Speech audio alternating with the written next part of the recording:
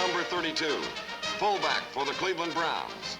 His face and number have become all too familiar to the opposing teams of the National Football League. The Baltimore Colts remember him well. A Sunday afternoon in November 1959, for instance, when he scored 3 touchdowns and led the Browns to a 38-31 victory.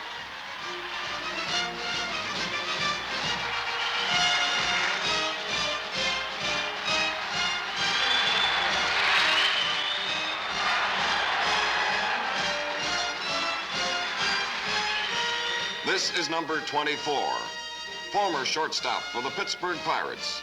His competitive spirit and athletic ability are well known to the opposing teams of the National League.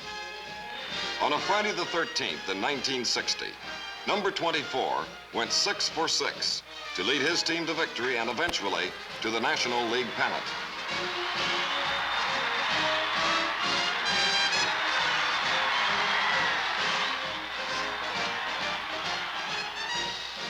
The 9th annual All-Star basketball game played in Detroit, Michigan. Its All-Star lineup included the best players from the East and West.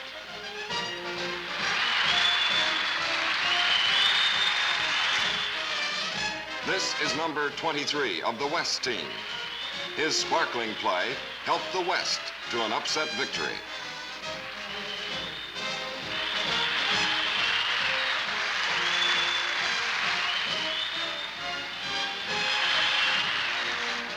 This superbly conditioned athlete will always be remembered for his consummate skill as a champion diver.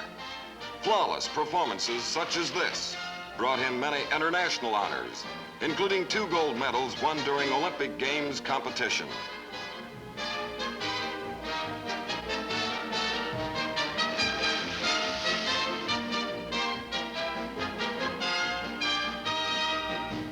This young athlete was the pole vaulting sensation of the 1961 indoor track season. His determination and potential greatness augur well for this country in future athletic competition. Many of the athletes you have just seen, and many more that you are about to see, have something in common. They all have been or are part of another great team, the United States Army. They are but a small part of the Army's All-Americans, the subject of this big picture. Hello, I'm Chris Schenkel. It's been my privilege and good fortune to spend many years in the exciting world of sports. I've come to know and respect these athletes who have given so much to making this country of ours so sports-minded. During this big picture, you're going to see and meet some of these athletes. Our attention, however, will be directed to more than just their athletic contributions. For just as you and I have had occasion to serve our country, so have many of our best-known athletes, and they have served with pride and distinction. Our story of the Army's All-Americans might well start with the ominous months before Pearl Harbor, when an uneasy world stood poised for global conflict. It was May 1941 when this man, Hank Greenberg, a home run hitting first baseman of the Detroit Tigers, decided the time had come to forget baseball for a while and enlist in the United States Army. This was Hank's last game that year. His booming bat would be sorely missed by the Detroit Tigers.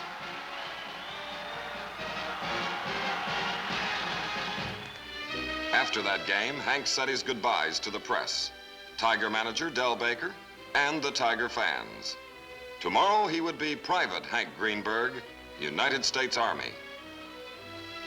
His induction ceremony made it official. While the uniform was of a different cut, Hank Greenberg was now a member of another team, much larger, but still a team. By the time America faced the ugly reality of war, the athletic world had begun to send countless athletes into all the services. There were other athletes who responded to the war effort in a different way. At Yankee Stadium, many baseball greats participated in a war relief baseball game.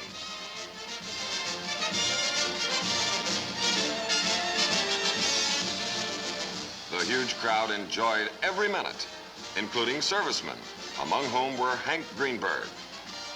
and a former professional boxer named Barney Ross. Then, with baseball immortal Babe Ruth at bat and the legendary Walter Johnson on the mound, the business of war was happily shoved aside for a brief moment. Another athlete who donned an Army uniform was heavyweight champion Joe Louis, who as a sergeant here, toured the European theater of operations during World War II. Our Army, realizing that organized athletics were just as important during war, sent Joe to troop units where he showed our soldiers just why he was the world champion. And whether Joe was sparring, refereeing, or just talking with the troops, American soldiers loved it.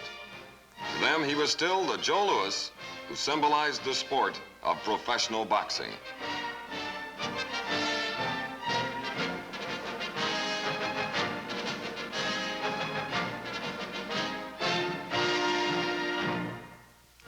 Professional baseball's contribution of athletes to the Army provided our servicemen opportunities to watch service games that included some familiar faces. Joe DiMaggio, Jerry Pretty, and Mike McCormick were among those in the lineup of this 1944 contest between teams from Fort Shafter and the 7th Army Air Force. Competition was pretty tough in this league. Even the mighty Yankee Clipper found the opposing pitchers tough to hit.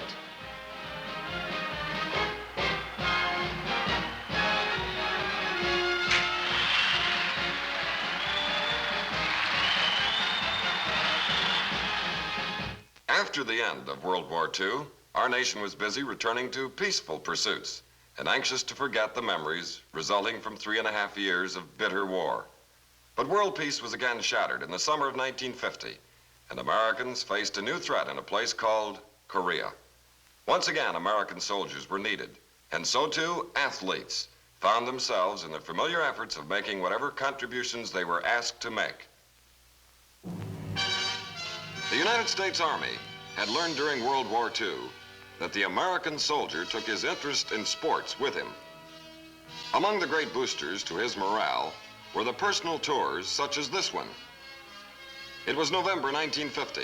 The place? Korea.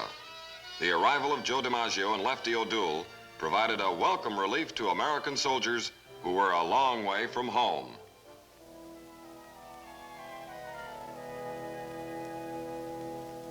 The familiar welcome signs of World War II now greeted a new era of athletes, wearing both an Army and a baseball uniform. Major leaguers Danny O'Connell, Johnny Antonelli, and Sam Calderon were now teammates of the Fort Myer Colonials. While the Colonials never made it to the World Series, the team was an accurate reflection of the Army's efforts to keep organized athletics an important part of military life.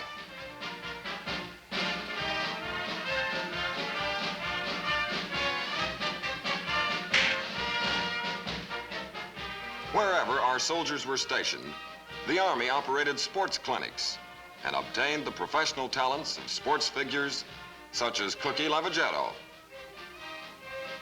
Fundamentals of the game were emphasized to increase individual physical skill. And when the teacher is someone like Chuck Dressen, you know that the level of instruction is the best. This baseball clinic at Camp Stoneham brought together two of the game's finest strategists and spokesmen, Dressen and Lavagetto. Among the many young men entering the United States Army during the Korean War was an athlete who would have been quite at home at any sports clinic. His name, Dick Groat. Prior to entering the Army, Dick had distinguished himself at Duke University, gaining All-American honors in both baseball and basketball. Wearing number 6 in this Duke NYU game, he went on to set a national collegiate basketball scoring record of 831 points during his junior year.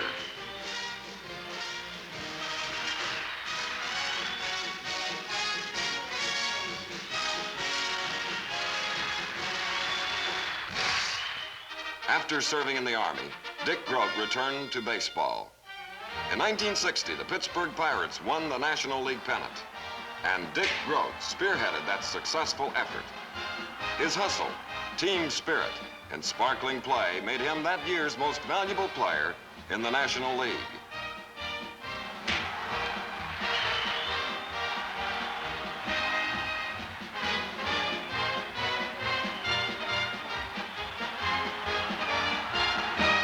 And in the classic 1960 World Series, Dick Groat helped the Pirates become the world champions when they defeated the New York Yankees in 7 games.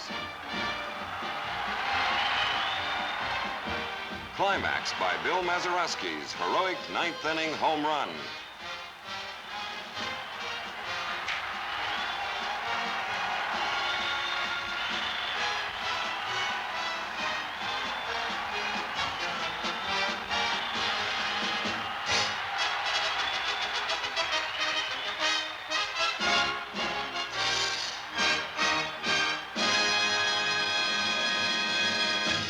Now let's go to Forbes Field in Pittsburgh to meet this former soldier and former shortstop for the Pittsburgh Pirates.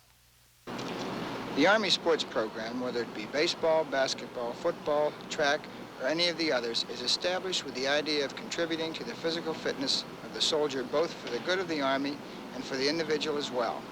Parents of young men in uniform need not worry that their sons will be exposed to substandard athletic programs or equipment. Wherever Army personnel are stationed, the athletic program available is organized, supervised, and carried out by military and civilian personnel who ensure that the program is varied, organized, and maintained in a safe and thorough manner. At a time when our nation is being urged to rediscover physical fitness and work at it, I am happy to add my voice to the others in this film and say that physical fitness is not only for professional athletes, but for everyone. The United States Army has always underlined physical conditioning, as I well remember. But we can all, athletes and non-athletes as well, do our part to prevent this country of ours from becoming soft of mind and body.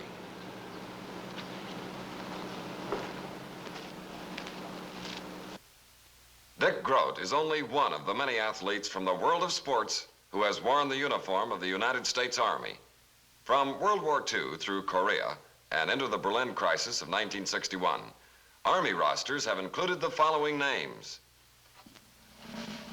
Joe DiMaggio, Ralph Houck, Whitey Ford, Willie Mays, Ron Hansen, Tony Kubek, and many others from professional baseball.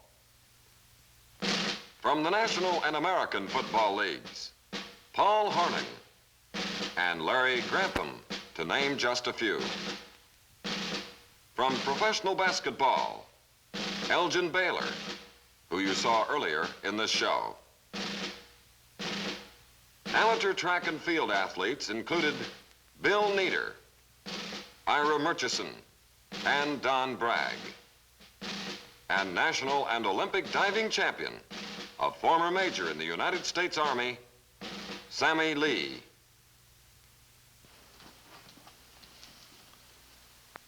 The Berlin crisis of 1961 created a difficult adjustment for many of the reservists recalled to active duty.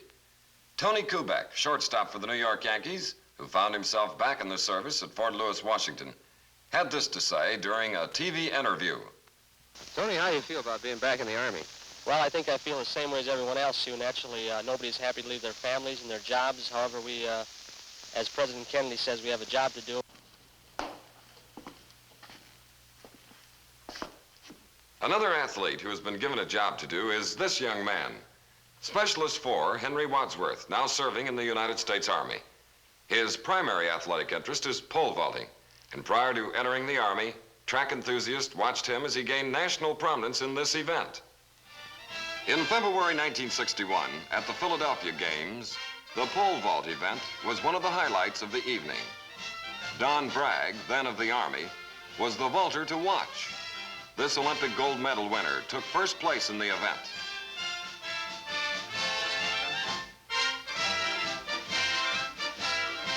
Henry Wadsworth placed third. Henry entered the United States Army after a sensational 1961 season, during which he finished second in the indoor championships and third in the outdoor championships.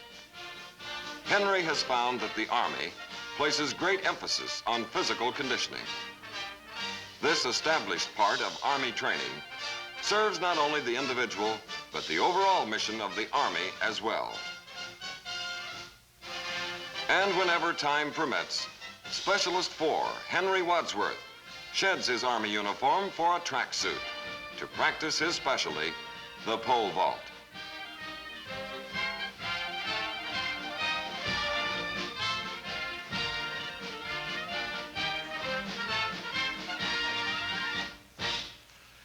When I entered the Army in 1961, I didn't realize how much the Army did to promote competitive sports and encourage individual participation in organized athletics.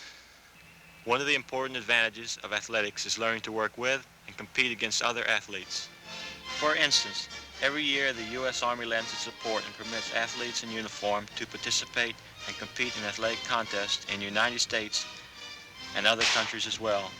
These events include the Olympic Games, Pan American Games, the Modern Pentathlon meets, the International Military Sports Council meets in Europe, and various amateur athletic union competition in this country. And when these athletes who are wearing a U.S. Army uniform do compete, it is without conflict to their military duties and at no expense to the Army. This doesn't mean that the Army gives athletes special handling, but the Army does recognize that through competitive sports and international competition, much goodwill and sportsmanship are gained. The world of sports has an international language of its own, and I know how much goodwill and mutual understanding there can be when athletes of many nations meet in a common field to test their athletic skills and physical endurance.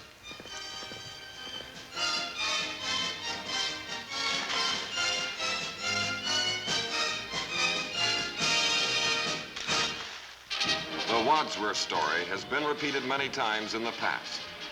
At the Los Angeles Coliseum, site of the 1956 Olympic trials, 35,000 people looked on as the 100-meter finals turned into a spirited duel between Bobby Morrow of Abilene Christian and Ira Murchison of the United States Army. Bobby Morrow first, Ira Murchison second. In the finals of the quarter-mile relay, Lou Jones of the Army set a record of 45 2/10 seconds to break the tape as the winner.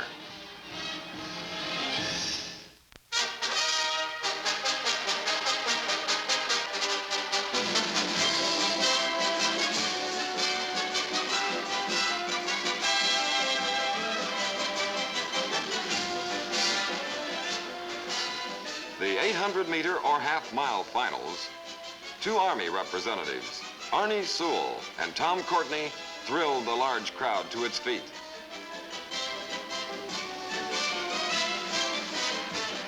Army star Tom Courtney set a new United States record of 1 minute 46 4/10 seconds to win it, with Arnie Sewell finishing second. In the 1956 Olympics, American athletes continued to do well. In the hammer throw, Lieutenant Al Hall, Army, made a strong bid for a gold medal. But it was Hal Conley, also an Army representative, who won the gold medal with a mighty heave of 207 feet, 2 3/4 inches.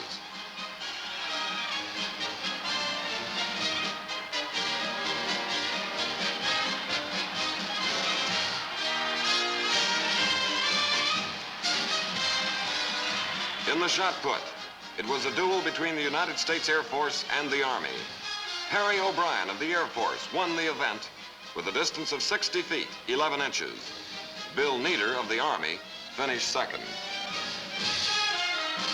The Olympic basketball finals between the United States and the Soviet Union.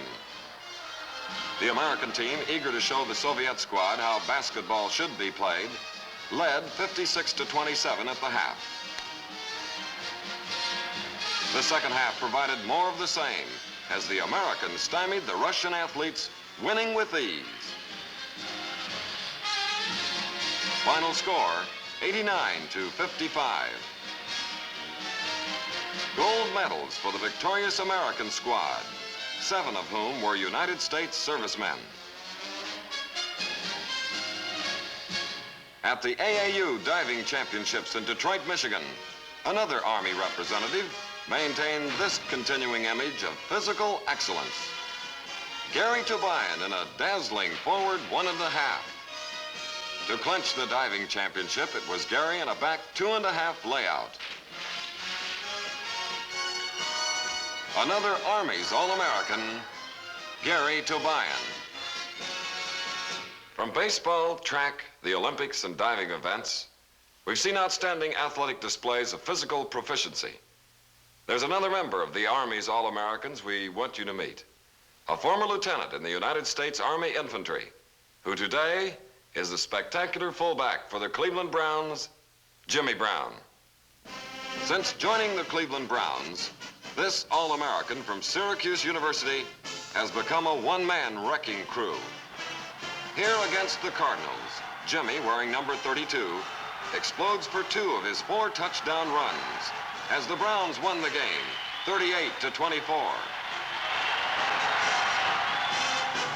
At Municipal Stadium in Cleveland, where football fans have long cheered some of the great names in pro football, the stands still echo to the thundering cheers that followed Jimmy Brown across the opponent's goal line.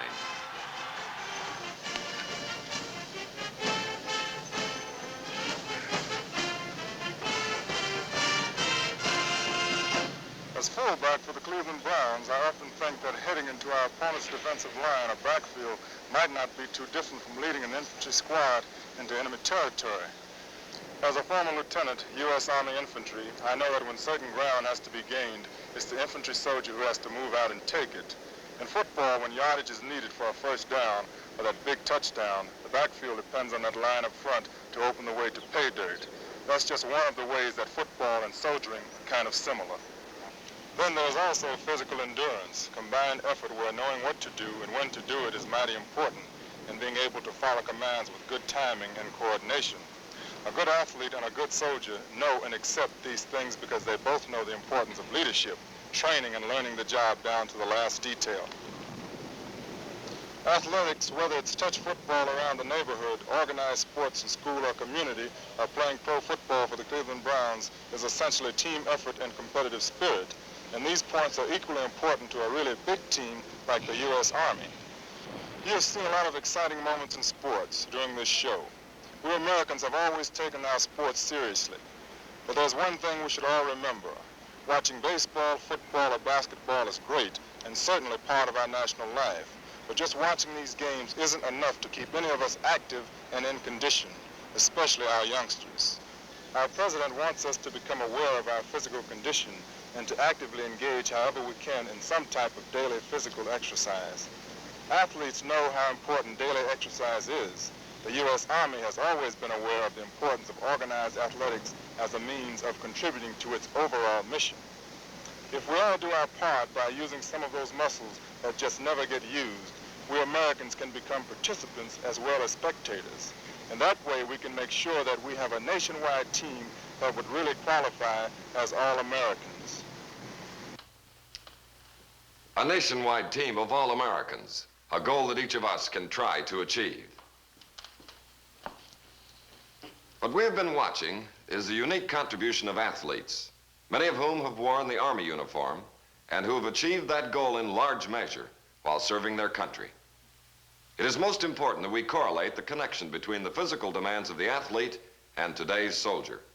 Because in the service, when the chips are down, physical conditioning and training are what pay off. Swimming in competitive meets has its counterpart in the military. For the athlete and the soldier, it's their training and physical endurance that accomplish the job. The pole vaulter relies on the same muscular and reflex coordination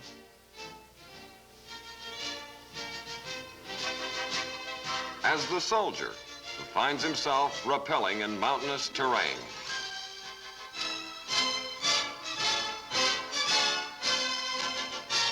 A pitcher, a discus thrower, or a shot putter call on physical skills, as does the soldier who needs to use a hand grenade to carry out his mission. cross-country runner depends on endurance and physical capacity to the same degree as these Rangers engaged in a military exercise. And professional athletes at spring training camps acquire stamina and confidence, just as these basic trainees do when they go through calisthenics, which are a standard and continuing part of Army training. What we have been seeing during the last 30 minutes is merely a glimpse of an Army image that most people do not think about. From baseball diamonds to cinder tracks to basketball courts and football fields, we met a few of its current greats, along with some nostalgic moments of former greats. This show has been devoted to these athletes of yesterday and today, men who have served their sport and their country with honor and distinction. They are a part of what we like to call the Army's All-Americans.